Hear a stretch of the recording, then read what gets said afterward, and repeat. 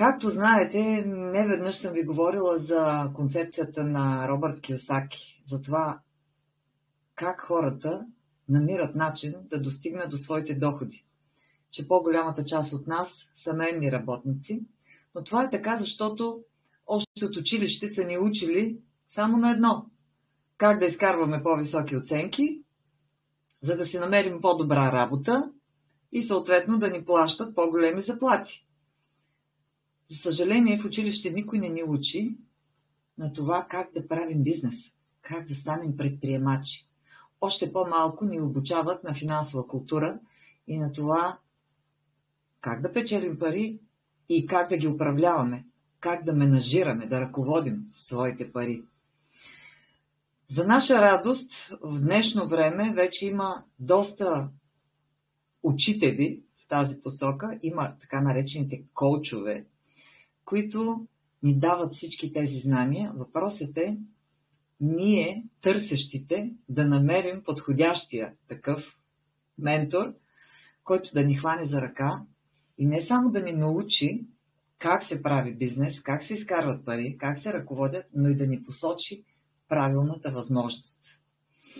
Аз съм Мирела Величкова и съм в компанията LiveGood като независим партньор, афилиейт партньор от края на януари, 29 януари.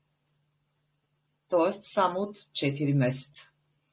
Вече имам ранг злато, което ме прави лидер и имам екип от хора, с които работим, с които споделяме всеки ден нови знания и натрупваме нови умения. Днес моята работа е да ви запозная с тази невероятна възможност Live Good, която на български означава живей добре.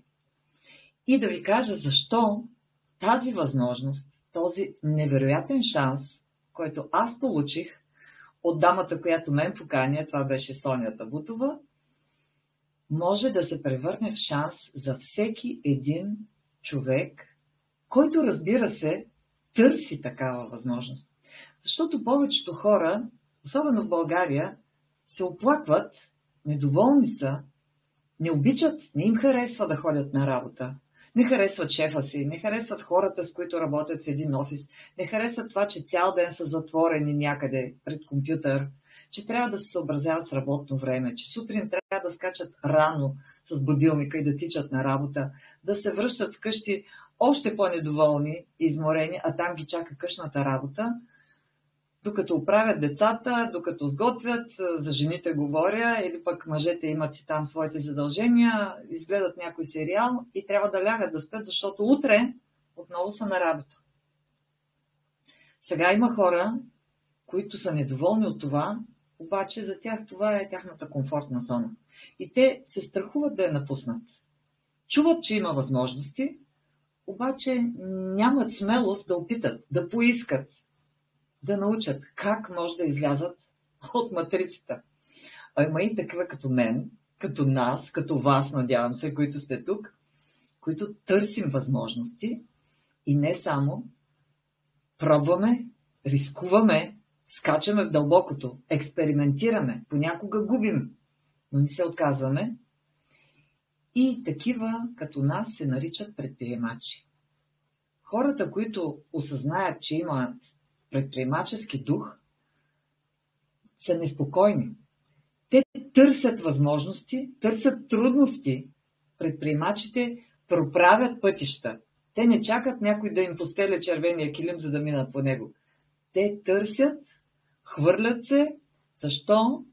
Защото когато намерят правилното средство, правилната възможност, която да ги отведе до тяхната мечта, до изпълняване на тяхната цел, на техните желания, те с радост ще споделят своя опит с всички останали.